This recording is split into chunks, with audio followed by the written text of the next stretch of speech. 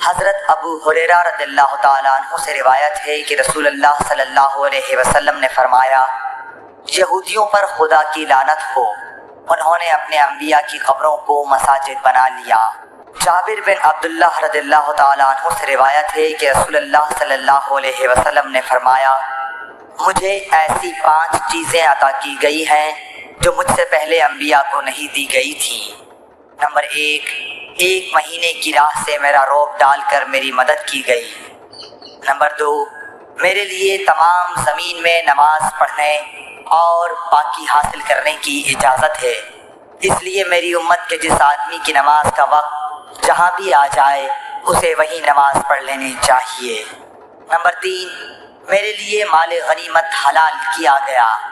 Number 4، پہلے انبیاء خاص اپنی قوموں کی ہدایت کے لیے بھیجے جاتے تھے، لیکن مجھے دنیا کے تمام انسانوں کی ہدایت کے لیے بھیجا گیا ہے۔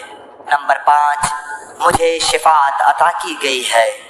حضرت عائشہ صدیقہ رضی اللہ تعالیٰ عنہا سے روایت ہے کہ عرب کے کسی قبیلے کی ایک کالی لونڈی تھی، انہوں نے اسے آزاد کر دیا تھا اور وہ انہی کے ساتھ رہتی تھی۔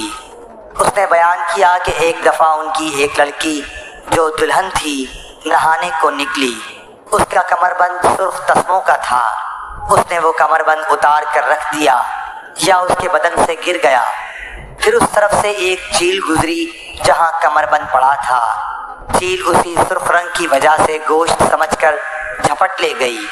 بعد میں قبیلے والوں نے اسے بہت تلاش کیا لیکن کہیں نہ ملا، ان لوگوں نے اس کی تہمت مجھ پر لگا دی اور میری تلاشی لینی شروع کر دی، یہاں تک کہ انہوں نے اس کی شرمگاہ تک کی تلاشی لی۔ اس نے بیان کیا کہ اللہ کی قسم میں ان کے ساتھ اسی حالت میں کھڑی تھی کہ وہی چیل آئی اور اس نے ان کا وہ کمر بند گرا دیا، وہ ان کے سامنے ہی گرا۔ میں نے اسے دیکھ کر کہا، یہی تو تھا جس کی تم مجھ پر تہمت لگاتے تھے، تم لوگوں نے مجھ پر اس کا الزام لگایا تھا حالانکہ میں اس سے پاک تھی، یہی تو ہے وہ کمر بند۔ اس لونڈی نے کہا کہ اس کے بعد میں رسول اللہ صلی اللہ علیہ وسلم کی خدمت میں حاضر ہوئی اور اسلام لائی۔ حضرت عائشہ رضی اللہ تعالی عنہا نے بیان کیا کہ اس کے لیے مسجد نبوی میں ایک بڑا خیمہ لگا دیا گیا، یا یہ کہا کہ چھوٹا سا خیمہ لگا دیا گیا۔ حضرت عائشہ رضی اللہ تعالی عنہا نے بیان کیا کہ وہ لونڈی میرے پاس آتی اور مجھ سے باتیں کیا کرتی تھی، جب بھی وہ میرے پاس آتی تو یہ ضرور کہتی کہ کمر بند کا دن ہمارے رب کی عجیب نشانیوں میں سے ہے، اسی نے مجھے کفر کے ملک سے نجات دی۔ حضرت عائشہ رضی اللہ تعالی عنہا بیان فرماتی ہیں کہ میں نے اس سے کہا، آخر بات کیا ہے؟ جب بھی تم میرے پاس بیٹھتی ہو تو یہ بات ضرور کہتی ہو۔ آپ نے بیان کیا کہ پھر اس نے مجھے یہ قصہ سنایا۔ عبید اللہ بن عمر نے بیان کیا کہ مجھ کو نافع نے بیان کیا کہ مجھے عبداللہ بن عمر رضی اللہ تعالی عنہ نے خبر دی کہ وہ اپنی نوجوانی میں جب ان کے بیوی بچے نہیں تھے، نبی کریم صلی اللہ علیہ وسلم کی مسجد میں سویا کرتے تھے۔ سہل بن سعد رضی اللہ تعالیٰ عنہ سے روایت ہے کہ رسول اللہ صلی اللہ علیہ وسلم حضرت فاطمہ رضی اللہ تعالیٰ عنہ کے گھر تشریف لائے، دیکھا کہ حضرت علی رضی اللہ تعالیٰ عنہ گھر میں موجود نہیں ہیں۔ آپ نے دریافت فرمایا کہ تمہارے چچا کے بیٹے کہاں ہیں؟ انہوں نے بتایا کہ میرے اور ان کے درمیان کچھ ناگواری پیش آ گئی اور وہ مجھ پر خفا ہو کر کہیں باہر چلے گئے ہیں اور میرے یہاں قیلولہ بھی نہیں کیا ہے۔ اس کے بعد رسول اللہ صلی اللہ علیہ وسلم نے ایک شخص سے کہا کہ علی رضی اللہ تعالیٰ عنہ کو تلاش کرو کہ وہ کہاں ہیں۔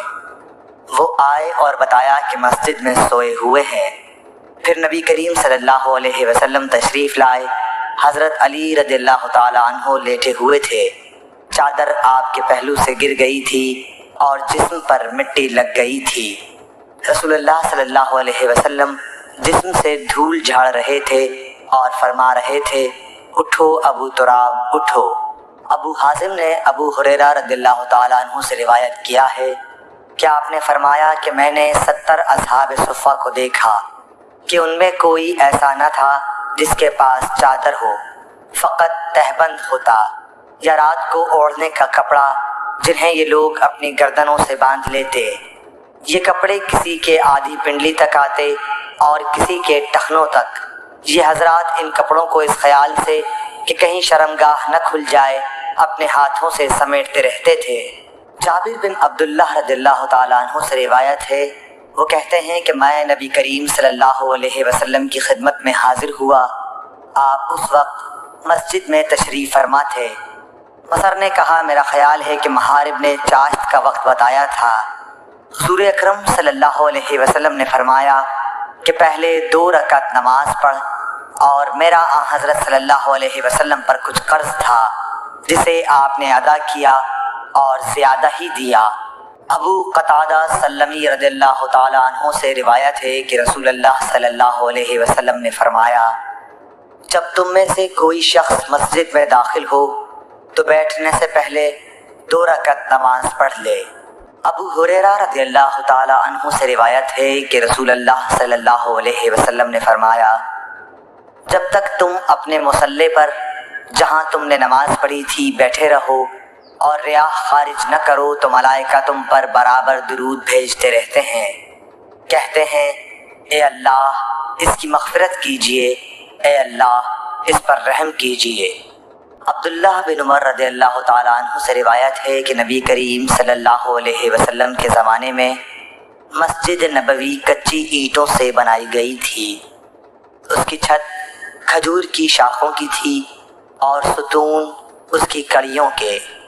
حضرت ابو بکر صدیق رضی اللہ تعالیٰ عنہ نے اس میں کسی قسم کی زیادتی نہیں کی، البتہ حضرت عمر رضی اللہ تعالیٰ عنہ نے اسے بڑھایا اور اس کی تعمیر رسول اللہ صلی اللہ علیہ وسلم کی بنائی ہوئی بنیادوں کے مطابق کچی اینٹوں اور کھجور کی شاخوں سے کی، اور اس کے ستون بھی کڑیوں ہی کے رکھے۔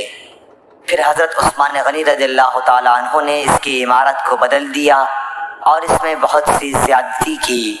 اس کی دیواریں منقش پتھروں اور گچ سے بنائیں، اس کے ستون بھی منقش پتھروں سے بنوائے اور چھت ساگوان سے بنائی۔ اکرمہ سے روایت ہے، انہوں نے بیان کیا کہ مجھ سے اور اپنے صاحبزادے علی سے ابن عباس رضی اللہ تعالیٰ عنہ نے کہا کہ ابو سعید خدری کی خدمت میں جاؤ اور ان کی احادیث سنو۔ ہم گئے، دیکھا کہ ابو سعید رضی اللہ تعالیٰ عنہ اپنے باغ کو درست کر رہے تھے۔ ہم کو دیکھ کر آپ نے اپنی چادر سنبھالی اور گوٹ مار کر بیٹھ گئے، پھر ہم سے حدیث بیان کرنے لگے۔ جب مسجد نبوی کے بنانے کا ذکر آیا تو آپ نے بتایا کہ ہم تو مسجد کے بنانے میں حصہ لیتے وقت ایک ایک اینٹ اٹھاتے، لیکن عمار 2 اینٹیں اٹھا رہے تھے۔ حضرت صلی اللہ علیہ وسلم نے انہیں دیکھا تو ان کے بدن سے مٹی جھاڑنے لگے اور فرمایا، افسوس عمار کو ایک باغی جماعت قتل کرے گی جسے عمار جنت کی دعوت دیں گے، اور وہ جماعت عمار کو جہنم کی دعوت دے رہی ہوگی۔ ابو سعید خدری رضی اللہ تعالیٰ عنہ نے بیان کیا کہ حضرت عمار کہتے تھے کہ میں فتنوں سے خدا کی پناہ مانگتا ہوں۔ سہل رضی اللہ تعالیٰ عنہ سے روایت ہے کہ نبی کریم صلی اللہ علیہ وسلم نے ایک عورت کے پاس ایک آدمی بھیجا کہ وہ اپنے بڑھئی غلام سے کہیں کہ میرے لیے ممبر لکڑیوں کے تختوں سے بنا دے جن پر میں بیٹھا کروں۔ جابر بن عبداللہ رضی اللہ تعالیٰ عنہ سے روایت ہے کہ ایک عورت نے کہا، یا رسول اللہ صلی اللہ علیہ وسلم، کیا میں آپ کے لیے کوئی ایسی چیز نہ بنا دوں جس پر آپ بیٹھا کریں؟ میرا ایک بڑھئی غلام بھی ہے۔ آپ نے فرمایا، اگر تو چاہے تو اس نے ممبر بنوا دیا۔ عبیداللہ بن اسود خولانی نے حضرت عثمان بن عفان رضی اللہ تعالیٰ عنہ سے روایت کیا ہے کہ مسجد نبوی کی تعمیر کے متعلق لوگوں کی باتوں کو سن کر آپ نے فرمایا کہ تم لوگوں نے بہت زیادہ باتیں کی ہیں، حالانکہ میں نے نبی اکرم صلی اللہ علیہ وسلم سے سنا ہے کہ جس نے مسجد بنائی بقیر۔ راوی نے کہا، میرا خیال ہے کہ آپ نے یہ بھی فرمایا کہ اس سے مقصود اللہ تعالیٰ کی رضا ہو تو اللہ تعالیٰ ایسا ہی ایک مکان جنت میں اس کے لیے بنائے گا۔